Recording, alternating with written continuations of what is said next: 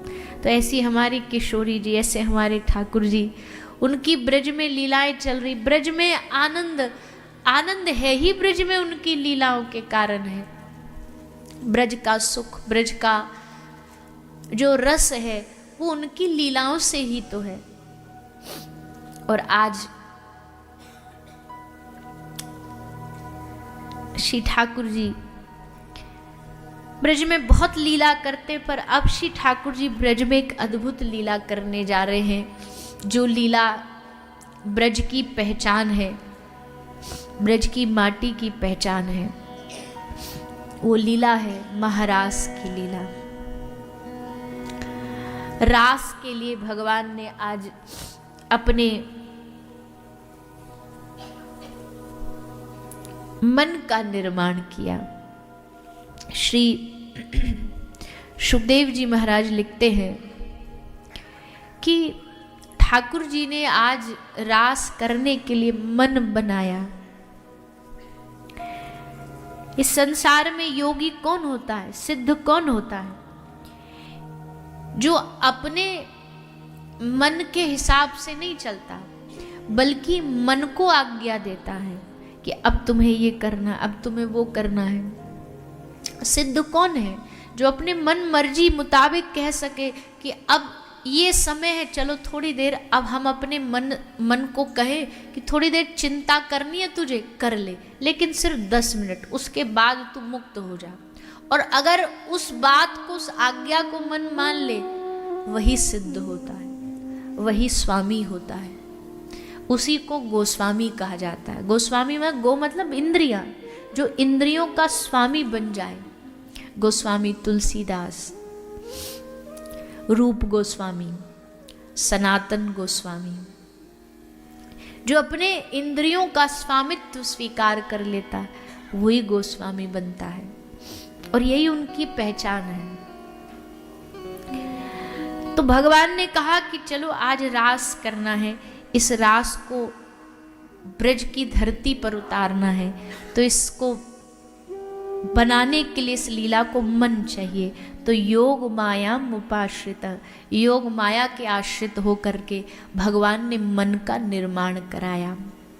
मन का निर्माण हुआ और तब श्री ठाकुर जी ने शीतल वायु यमुना के धीरे मंद्र गति से बह रही है, ललित त्रिभंगी ललित होकर के ठाकुर जी ने अपने अधरों पर वंशी को धारण किया और वंशी को धारण करके उसमें प्राण फूके। जैसे प्राण फूके बाज उठी बंशी, बाज उठी वेणु। बंशी जैसा मेरा मन हो गया, बंशी जैसा। बंशी की खासियत जानते हो क्या है? बांसुरी की।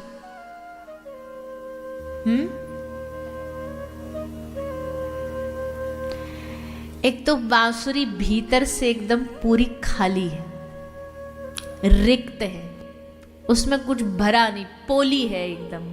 ठाकुर जी कहते हैं ऐसे ही जिसका मन एकदम रिक्त हो जाए, खाली हो जाए, उसको तो मैं अपने अधरों से दिन भर लगा कर के रखता हूँ, अपने हृदय से लगा के रखता हूँ। ठाकुर जी सबको छोड़ देते थे, पर ठाकुर जी बांसुरी नहीं छोड़ पाते थे। रात को सोते भी ना तो वाको अपने तकिया पे संग सुलाते थे। बांसुरी के कहते अब तू सो जा, आज तेने बहुत काम करो, आज तेने बहुत गोपिन को बुलायो, गैयान को बुलाया, थक गई होगी।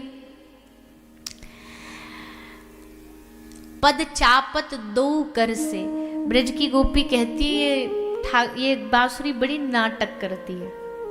क्या नाटक करती है? ठाकुर जी को कहती है लाल जी मैं थक गई, मैं थक गई, इतने दिन में इतनो काम करो मैंने। तो ठाकुर जी 2 चरणों को चापत कर से, ठाकुर जी ये जो बांसुरी बजाते इसका मतलब ठाकुर जी चरण दबा रहे, पाम दबा रहे बांसुरी के। अपनी पलक झपकते ऊपर नीचे तो मानो पंखा जल रहे हैं, पंखा जल रहे, ऐसा भाव रखते हैं। ऐसी बांसुरी ठाकुर जी, जो भीतर से एकदम रिक्त होगा, वो भगवान का ईर्ष्या द्वेष से मुक्त होगा, वही भगवान का प्रिय बनेगा। तो बांसुरी जैसा मेरा मन हो गया, मोर पंख जैसा मेरा तन हो गया। मेरे मोहन, जब से तुम्हारी याद आई, रोम रोम मेरा वृंदावन हो गया। हर शरीर से ठाकुर जी की याद, वृंदावन की याद, ये तन ही वृंदावन बन जाता है। आज ब्रज की गोपियां कृष्ण के एक इशारे पर, देखो प्रेम में ना सब चीजें व्याख्याओं से नहीं होती, प्रेम में इशारा ही काफी होता है। प्रेमी कौन? जो इशारे से समझ जाए। व्याख्याएं तो परायों के लिए होती हैं, अपनों के लिए तो एकमात्र इशारा भर काफी होता है। कहीं नहीं होती मैयाएं, वो पति बस ऐसे देख लेना तो समझ जाती हैं ये कुछ कह रहे हैं, या कोई भी। अब खैर वो तो संसारिक प्रेम है, पर एक उदाहरण दे रहे हैं कि इशारे से ही समझ जाता, इस इशारे से ही, आंख से ही पढ़ करके पता लग जाता है। दुनिया के प्रियतम प्रेयसियों को पता लग जाता है कि आज मौसम कैसा है, आंख को देख करके। तो ठाकुर जी के प्रेम में तो क्या ही कहें, जो दिव्य शुद्ध निष्काम प्रेम है। इशारा, एकमात्र किंचित। भगवान ने बांसुरी बजाई, मतलब भगवान ने इशारा दे दिया, भगवान ने न्योता दे दिया, भगवान ने निमंत्रण दे दिया। गोपियां समझ गई, नंद नंदन आज हम पर कृपा करने वाले हैं। शरद की रात्रि है, चांदनी छिटकी हुई है, और उस चांदनी रात में श्याम सुंदर हमें बुला रहे हैं। गोपियों को अब न तन का भान रहा, न मन का भान रहा, न मर्यादा का भान रहा, और सब कृष्ण प्रेम में भागी खिंची चली आई श्याम सुंदर के पास। भगवान बड़े प्रसन्न हुए। आहा, भगवान बड़े प्रसन्न हुए कि देखो, ऐसा नहीं है कि भगवान ने गोपियों को ही बुलाया, भगवान तो हमें भी हर रोज बुलाते। कैसे? बोले भगवत गीता में भगवान कहते तो हैं बार बार चीख चीख के, सर्वधर्मान परित्यज्य मामेकं शरणं व्रज। भगवान कह रहे हैं सब धर्मों को त्याग के तू आ जा। जैसे भगवान ने गोपियों को बुलाया, भगवान हमें भी बुला रहे, पर हमारे भीतर प्रेम नहीं है, इसलिए हम उस पुकार को समझ नहीं पाते। गोपी के भीतर प्रेम है, और प्रेम और मोह में भैया बड़ा जमीन आसमान का फर्क होता। दुनिया में प्रेम नहीं होता, दुनिया में मोह होता। संसार में हर जगह जहां हम प्रेम की बात करते हैं ना, वो प्रेम नहीं है, वो मोह है। क्यों मोह है?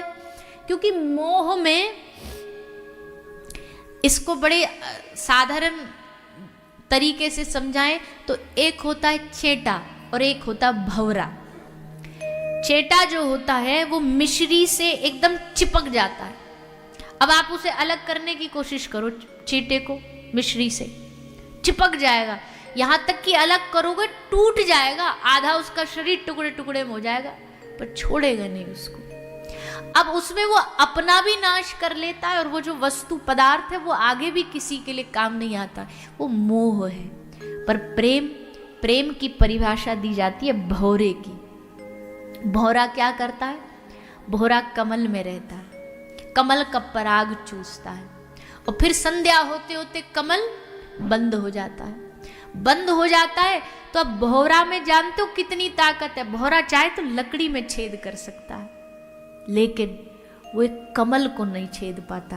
क्यों? क्योंकि भौरे को कमल से प्रेम है, उसी में बंद हो जाएगा। चाहे तो उसको काट सकता है, छेद कर सकता है, पर उसको प्रेम है, उसको नुकसान नहीं पहुंचा सकता वो, इसलिए वही बंद रहेगा, घुटता रहेगा। कोई जंगली हाथी आकर के उस कमल को कुचल के चला जाएगा, उसमें भीतर पड़ा पड़ा भंवरा भी मर जाएगा, पर उसकी हिम्मत नहीं होगी कमल को भेदने की। इसको प्रेम कहते हैं। प्रेम का मतलब होता तत्सुखे सुखित्वम, प्रियतम के सुख में अपना सुख पा लेना, ये प्रेम होता है। और ये प्रेम दुनियादारी में कहीं भी नहीं है, ये केवल और केवल दिव्य भगवत प्रेम है, जहाँ केवल उनके सुख के बारे में सोचा जाता है। गोपी उस दिव्य प्रेम को लेके आई। ठाकुर जी बड़े प्रसन्न हुए। स्वागतम वो महाभागा प्रियम किम करवाने वा ब्रजश्यानामयम कच्चित ब्रूतागमन कारणम। भगवान ने उनके आने का कारण पूछा, कैसे तुम्हारा यहाँ आना हुआ? What can I do for you? बताइए कैसे आई हो यहाँ पे? अब ठाकुर जी कह रहे अरे अरे अरे अरे लगता है रास्ता भटक गई हो, कहीं बगीचे में जा रही थी पर यहाँ जंगल में आ गई। ये बगीचा नहीं है, जंगल है। भगवान देखना चाहते थे, क्या देखना चाहते थे कि इनका ये जो त्याग है, ये जो छोड़ के आई है दुनियादारी, ये विवेक जन्य है या आवेश जन्य है। एक होता आवेश आ जाना, जैसे कथा सुनी अजी अब तो हम दुनियादारी छोड़ देंगे, क्या आया? आवेश आया, आवेश में वैराग आया। विवेक से वैराग नहीं, और ये कुछ दिन बाद खत्म भी हो जाएगा। मन किया, विवेक आवेश जागा, कथा सुनी, हम नहीं जा रहे बंबई, कल की टिकट कैंसिल। वैसा होना तो नहीं है, क्योंकि हमारी कथा में इतना वैराग तो नहीं है कि इतना दिला देगी आपको। पर आवेश कभी आ गया तो भाई अब हम नहीं कर रहे। पर फिर जब यहाँ रहे महीना 2 महीना, फिर जब यहाँ के धक्के थपेड़े खाए तब याद आया, बोले ना याद बढ़िया तो घर ही अच्छा था, कम से कम गरम गरम रोटी तो मिलती थी। तो आवेश जन्य वैराग आ गया। पर एक होता है विवेक जन्य, विवेक से प्रकट होता है। तो ठाकुर जी ने सोचा देख तो ले, आवेश में छोड़ के आई हो तो फिर कहीं बाद में पछतावा हो, बाद में पछताएं कि अरे राम राम हमने तो गलती कर दी। विवेक पूर्ण वैराग। तो भगवान ने पूछा क्यों आई हो, लौट जाओ। डरा रहे हैं गोपी को, धर्म अधर्म के नाम पे डरा रहे, बदनामी के नाम पे डरा रहे। तब गोपी कहती है हे नंद नंदन, हे श्याम सुंदर, आप जिस बदनामी के नाम से हमको डरा रहे हो ना, हम गोपियों ने बरसों पहले उस बदनामी इज्जत को चूल्हे में डाल करके आग लगा दी। हमें कोई दुनिया की इज्जत बदनामी से फर्क नहीं पड़ता। दुनिया बदनाम करे, घर वाले बदनाम करे, त्याग दे, हमें उससे कोई फर्क नहीं पड़ता।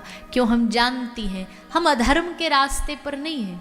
अधर्म होता तो हमें डर लगता, किसी अधर्म के रास्ते पर चलती तो हमें डर लगता। पर आज हम परम धर्म के रास्ते पर चल रही हैं। तुमने बुलाया, स्वीकार भी तुमको करना पड़ेगा।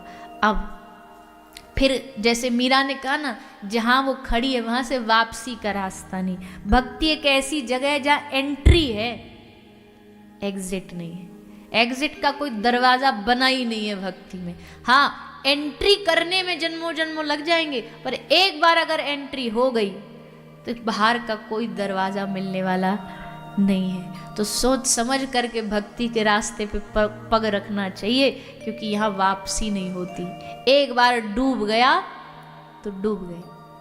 गोपी कहती है अब वापसी का रास्ता नहीं, अब तो एक ही रास्ता है, तुम हमें स्वीकार करो। तुमने बुलाया। ठाकुर जी प्रसन्न हुए, गोपी के साथ विहार किया। विहार करते करते सौभग मद आया, अभिमान आया।